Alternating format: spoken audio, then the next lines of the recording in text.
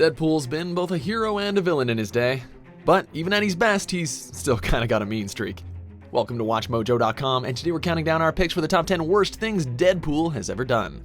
Before we begin, we publish new content every day, so be sure to subscribe to our channel and ring the bell to get notified about our latest videos.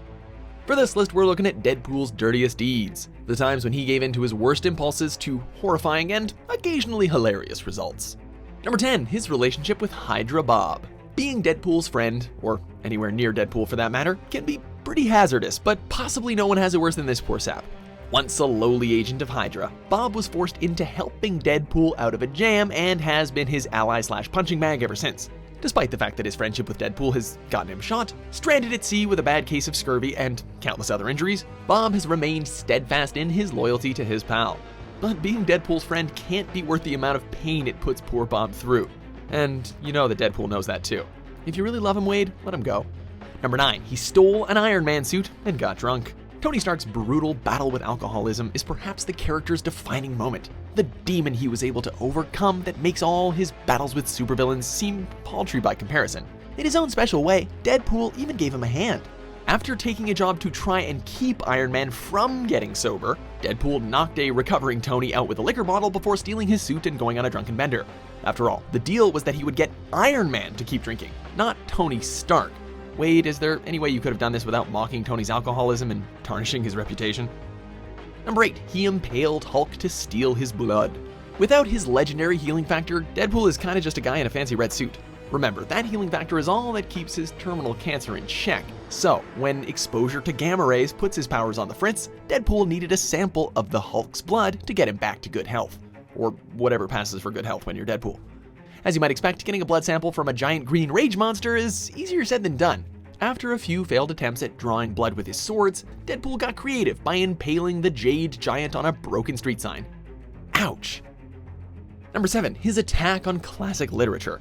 After an epic rampage through the Marvel Universe that we'll actually get to later, Deadpool continued his somewhat misguided quest to free himself and every other comic book character from what he saw as the pointless cycle of violence. On his way to break the chain, Deadpool set his sights on the characters of classic literature, and thus began a quest to find the very building blocks of modern literature and dead them up for good. From Moby Dick to Sleepy Hollow, no one was safe. It got so bloody that his alternate reality double even tried, and then failed, to end it. Number 6, he used his own child as bait. If you're surprised that Deadpool even has a kid, just imagine how he felt.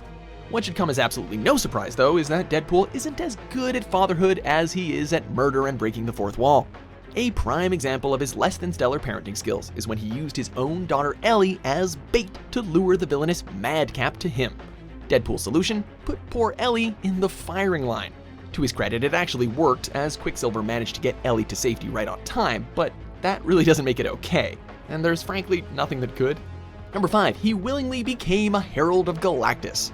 To be a herald of the mighty world-eating being known as Galactus is to become an accessory to planet-scale murder. So naturally, Deadpool would be all about that kind of gig. Short on cash and desperate for work, Deadpool answered a wanted ad that Galactus had put online, because, why would Galactus use the Yellow Pages now? While previous heralds like the Silver Surfer took the job in an effort to save their loved ones, Wade apparently liked the idea of presiding over the extinction of other races. The entirety of the Marvel Universe should probably feel extremely lucky that Wade decided to go freelance relatively quickly afterwards. Number 4, he killed his former girlfriend. When you're crazier than a bag of especially crazy snakes and look like a pizza that's been left out in the sun, your options with the ladies are just a tiny bit limited. But it's a testament to Deadpool's charm and personality that he had a brief but memorable fling with a fiery tattoo artist named Anastasia.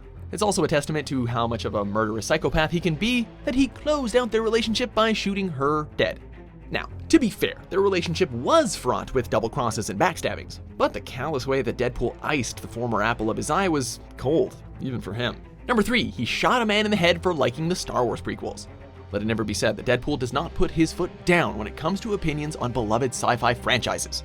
When this unsuspecting goon from the AIM organization made the fatal error of voicing his appreciation for the prequel trilogy, Deadpool let his difference of opinion be known with a gunshot to the poor sap's head. No argument, no friendly debate, just blam, and that was the end. Deadpool isn't a stranger to shooting random dudes just to get a point across. After all, this is the same guy who once shot an innocent civilian in the leg just so he could escape Daredevil. Number 2, he killed his own parents. Even before a super soldier process turns your brain into Swiss cheese, you gotta have a pretty dark childhood to grow up into a guy like Deadpool.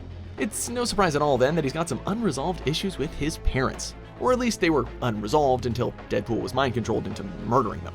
Thanks to some mental tampering by a sinister figure known as the Butler, Deadpool was pushed over the edge and set his childhood home ablaze, killing his mother and father in the process. Deadpool's origin has been rewritten a few times, but we doubt it'll ever get as dark as this the next time it gets rebooted. Number 1, he killed the entire Marvel Universe. When you title a comic series, Deadpool kills the Marvel Universe, you pretty much lock yourself into a contract to deliver on that premise. This series does that and more, delivering murder and mayhem as Deadpool ruthlessly dispatches his former allies and enemies alike after a newer, angrier voice in his head told him that it would be a good idea. In his quest, Deadpool killed Beast and wore him as a coat, turned Howard the Duck into a tasty meal, and even shot his BFF Spider-Man in the head. As if that wasn't bad enough, he did it all over again just a few years later. Do you agree with our picks? Check out these other great clips from WatchMojo and subscribe for new videos every day.